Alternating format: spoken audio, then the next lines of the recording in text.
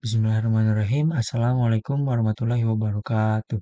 Perkenalkan, nama saya Muhammad Fauzan Asyidik dengan NIM 12370500051. Saya saya mahasiswa jurusan Teknik Informatika semester 1 kelas B UIN Sunan Gunung Jati Bandung. Jadi di video ini saya akan menonton video presentasi tugas akhir informatika yang bisa kita cari di YouTube. Mungkin kita coba cari dulu. Oke, ini saya sudah membuka YouTube-nya. Langsung cari aja tugas akhir informatika. Ya ada presentasinya. Oke, ini the rules. Video sidang akhir skripsian. Nah, ini ada presentasi sidang skripsi teknik informatika. Oke, langsung aja kita tonton.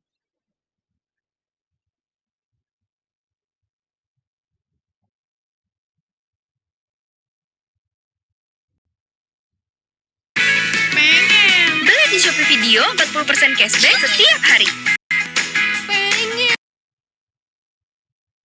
Assalamualaikum warahmatullahi wabarakatuh. Saya Tita Rahmasari. Saya dari program studi Teknik Informatika Fakultas Teknik Universitas Bayangkara Jakarta Raya Bekasi tahun 2020. Saya akan mempresentasikan skripsi saya yang berjudul Rancangan Sistem Informasi Pengelolaan Kas Masjid berbasis web dengan metode Extreme Programming atau XP di Masjid Baitul Mukhlisin Kabupaten Bekasi.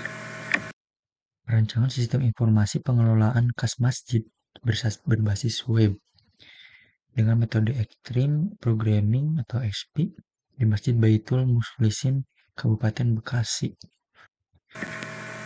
Latar belakang kas yaitu sejumlah dana yang dibentuk untuk pengeluaran yang jumlahnya bersifat relatif kecil. Pada pengelolaannya, Masjid Baitul Mukhlisin masih dikelola secara manual dengan mencatat pada buku kemudian diketik menggunakan Microsoft Word.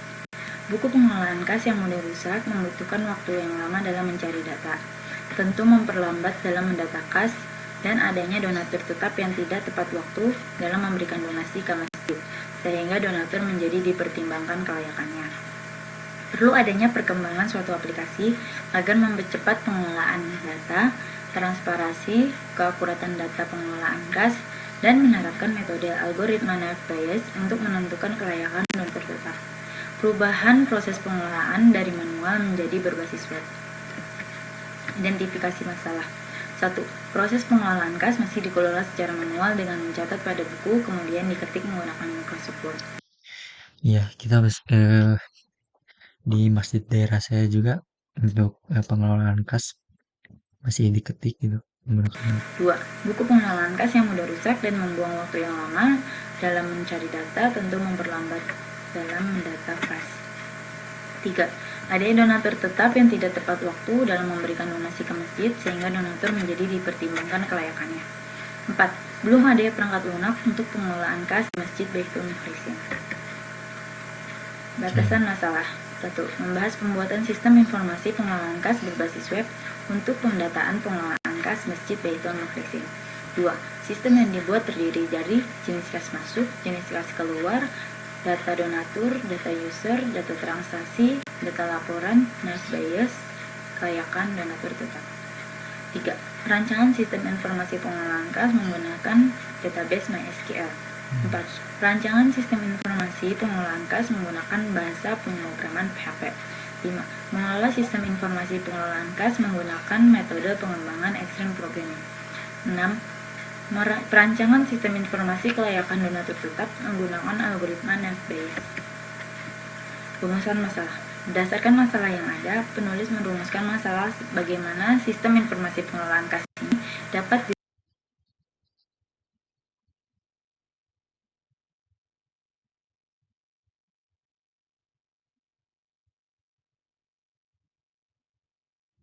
diterapkan untuk membangun sebuah sistem yang dapat membantu pengelolaan keuangan kas pada Masjid Baitul Mukhlisin, Kabupaten Bekasi, sehingga dapat mempercepat pengelolaan data, transparansi, dan keakuratan data. Tujuan penelitian untuk dapat mempercepat pengelolaan data, transparansi, dan keakuratan data pengelolaan kas pada Masjid Baitul Mukhlisin. 2. Menerapkan metode Extreme Programming sebagai metode pengembangan sistem pengolahan kas di Masjid Baitul Mukhlisin berbasis web. 3. Menerapkan metode algoritma Naive Bayes untuk menentukan kelayakan donatur tetap. 4. Mengurangi permasalahan yang ada pada tempat penelitian. Landasan teori. Algoritma Naive Bayes. Dalam menganalisis menentukan kelayakan donatur tetap, baru penulis menggunakan algoritma Naive Bayes yang bertujuan untuk menentukan kelayakan donatur tetap menjadi donatur tetap yang layak atau tidak layak di Masjid Baitul Mukhlisin. Menurut Bustami tahun 2014, Naive Bayes yaitu pengklasifikasian dengan metode statistik dan probabilitas yang dikemukakan ilmuwan Inggris Thomas Bayes dalam prediksi peluang di masa depan yang berdasarkan pengalaman di masa sebelumnya, sehingga dikenal sebagai teorema Bayes. Rumusnya adalah P dikali HX sama dengan P XH dikali PH dibagi PX.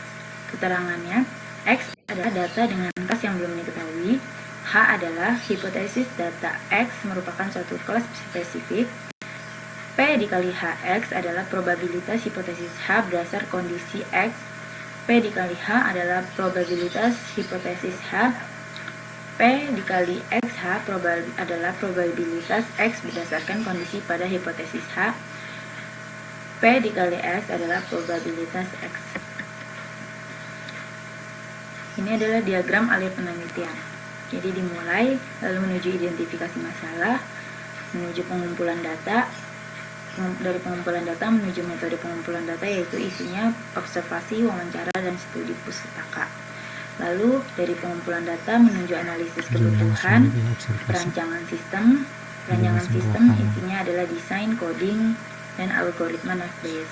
Lalu menuju ke pengujian dan ada proses sesuai atau tidak. Jika tidak, kembali lagi menuju pengumpulan data. Jika ya, lanjut ke implementasi, hasil, dan selesai. Ini adalah sistem berjalannya. Donatur, ada bendahara DKM, ada ketua DKM. Jadi dari mulai, lalu memberi dalam bentuk sumbangan, donatur menuju ke bendahara menerima sumbangan, dari bendahara mencatat nominal pada kwitansi, lalu bendahara memberi ke donatur untuk menerima kwitansinya.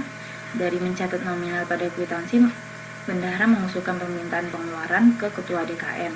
Lalu ada proses menyetujui. Jika tidak, bendahara menuju ke ketua lagi. Jika iya, bendahara membeli atau membayar keperluannya. Lanjut ke mencatat pada buku laporan, lalu cetak dokumen yaitu laporan keuangan, dan selesai.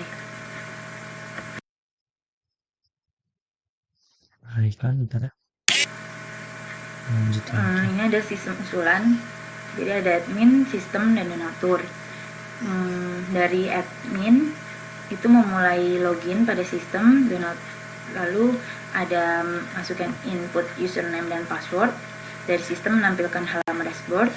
Lalu dari admin itu ada master data, bisa melakukan aksi create, update, delete. Lalu ada transaksi, bisa melakukan aksi create, update, delete. Lalu ada laporan juga, melakukan aksi cetak laporan. Jika sudah, dicetak laporannya dan pilih logout, keluar dari sistem, dan selesai. Jika donaturnya, aktor yang donatur, itu dia mulai, lalu input username dan password, lalu dia menuju ke laporan, dan laporannya menampilkan halaman laporan transaksi. Di situ ada proses. Kalau tidak itu dia pilih logout, jika ya itu dia bisa melakukan aksi cetak laporan, dan selesai. Rancangan sistem, use case diagram sistem. Ini ada adminnya bisa login, kelola jenis kas masuk, kelola jenis kas keluar, kelola Naive Bayes, kelola data donatur, kelola data user, kelola transaksi, dan kelola laporan. Dari kelola laporan menuju extend cetak laporan. Dari aktor donatur itu bisa login, lalu bisa menuju ke kelola laporan. Dari kelola laporan itu ke extend cetak laporan. Ini adalah demo aplikasinya. Kita admin username, lalu passwordnya jika salah sebagai admin. tidak sesuai itu login Anda gagal. Jika sesuai, Anda berhasil masuk. Lalu di sini ada master data, ada jenis cash masuk. Di sini saya tulisnya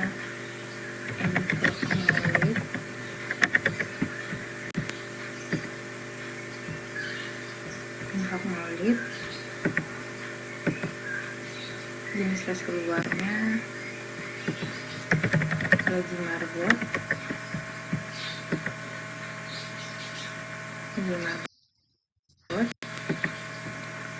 Data donatur ini bisa kita tambah data.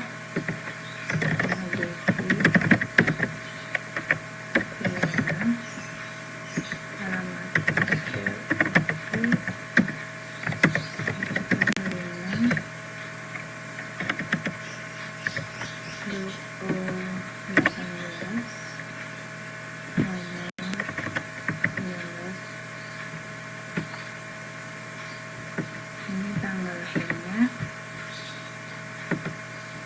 tahun 95. Juga data donatur. Oktober tanggal 25. Wanita. Simpan.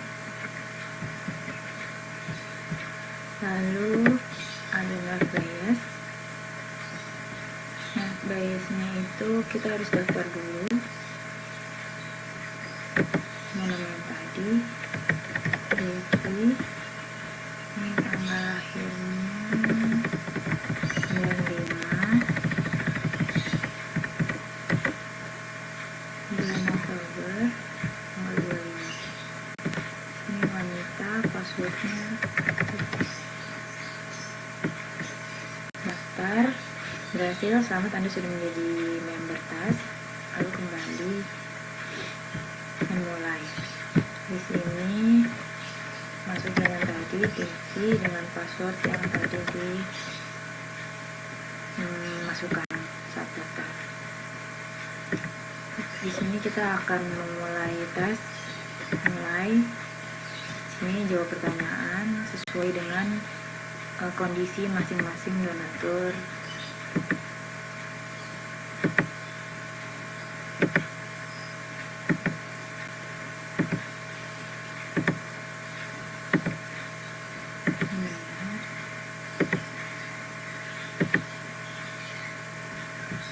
Di sini ada data usernya, nama, jenis kelaminnya, usia, tanggal prediksinya. Jadi dari pertanyaan itu si Devi itu adalah layak karena dia terbesar 46%. Kita simpan. Datanya ada di keterangan sini, layak. Lalu penyimpanan berhasil, data berhasil disimpan. Logout. Terus ada data user. Data user ini adalah si admin yang bisa megang donatur dan saya. Contohnya ini ada kita, terus saya tambah lagi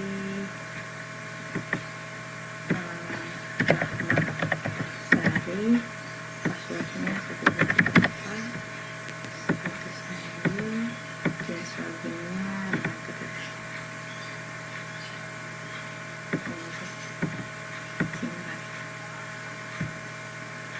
Oke, jadi kita ini bisa keluar dengan memasukkan nama yang tadi, Rahmasari. Passwordnya 124. Kami tukang Rahmasari. Terus kita melakukan transaksi yang tadi dimasukkan, jenis kas masuk dan jenis kas keluar. Tambah data, tanggalnya misalnya 3 Februari, jenis kas masuk. Lalu ini info knowledge yang tadi tulis ini keterangannya Maulid. Jenis uangnya 100.000, disimpan. Lalu di sini ada info. Di sini ada kas masuk infak Maulid, keterangannya Maulid, jumlahnya 100.000. Lalu tambah data lagi, tanggalnya Februari sama yang kayak tadi. Jenis kas keluar, tadi jenis kas keluarnya gaji marbot, keterangannya namanya marbotnya Romli, jenis kas masuk ke 700.000. Lalu disimpan. Dan sini 14 Februari kas keluar gaji marbot Romli 700.000. Lalu kita mendatanya dari tanggal 2 Januari sampai 14 Februari. Klik laporan. Di sini ada tanggalnya dari 2 Januari sampai 14 Februari.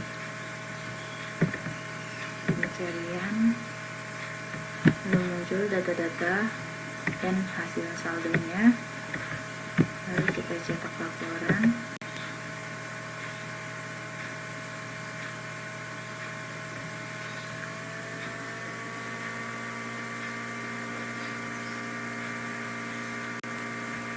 Ini cetak laporan. Ini jumlah saldonya. Di sini ada tanggalnya sekarang sesuai pendataan pencetakan, dan di sini ada tanda tangan untuk mengurus DKM.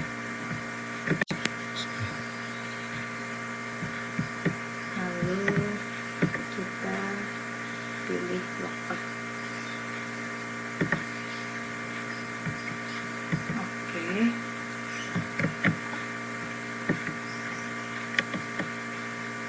Kesimpulannya, dengan menggunakan sistem informasi pengelolaan kas masjid Baitul Mukhlisin yang telah dibuat, maka diharapkan dapat mempercepat pengurus Dewan Kemakmuran Masjid dalam mengelola kas, memudah proses penyampaian informasi laporan keuangan kepada para donatur berdasarkan menu-menu yang tersedia, sehingga hasil menjadi akurat. 2. Perancangan sistem informasi pengelolaan kas menggunakan metode pengembangan Extreme Programming. Maka diharapkan dalam proses pengerjaan menjadi teratur karena tak adanya tahapan planning, design, coding, testing. Sistem informasi pengelolaan kas ini menggunakan algoritma net bias dengan tujuan menentukan kriteria layak atau tidak layaknya dengan mudah pada donatur, tetap baik yang lama maupun yang baru. Sarannya, 1. Perancangan sistem informasi pengelolaan kas masih berbasis web localhost. Diharapkan nantinya pengembang bisa menjadikan sistem ini menjadi web hosting. 2. Diharapkan sistem ini nantinya dikembangkan dalam bentuk donasi melalui transfer bank, dana, atau OVO, dan lain-lain. 3. Diharapkan sistem ini nantinya dikembangkan menjadi aplikasi berbasis web. Terima kasih. Oke, ini untuk dari presentasi ini ya, Kak Tita Rahmasari. Bisa dilihat untuk Dana atau OVO. ada kesimpulannya, menggunakan sistem informasi pengelolaan kas Masjid Baitul Mukhlisin ini untuk mengelola kas ya, dari para donatur gitu kan, sehingga hasil menjadi akurat. Beliau menggunakan metode extreme programming. Diharapkan dalam proses pengerjaan menjadi teratur karena adanya tahapan planning. Tadi udah kita tonton juga planning, desain, dan sebagainya. Lalu di sini juga menggunakan algoritma Naive-Bayes ya. Tadi sudah kita lihat donatur ini apakah kriteria layak atau tidak. Kita tadi menggunakan pertanyaan-pertanyaan sehingga memunculkan hasilnya apakah layak atau tidak. Dengan ini kriteria layak atau tidak layaknya dengan mudah pada donatur tetap baik yang lama maupun yang baru. Oke. Nah, di sini tadi kita lihat menggunakan ini ya web berbasis web localhost. Juga ini ada harapannya untuk sarannya bisa transfer melalui bank, Dana, dan OVO. Seperti yang kita tahu zaman sekarang udah apa-apa transfer, apa-apa e-wallet kan. Ya, mungkin ini masih tahun 2020, jadi kita tahu masih inilah. Lalu diharapkan sistem ini nantinya dikembangkan menjadi aplikasi Android. Tadi masih berbasis web ya.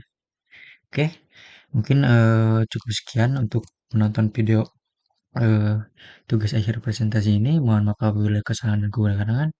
Mohon maaf apabila ada kesalahan dan kekurangan. Wabillahi taufiq walhidayah. Wassalamualaikum warahmatullahi wabarakatuh.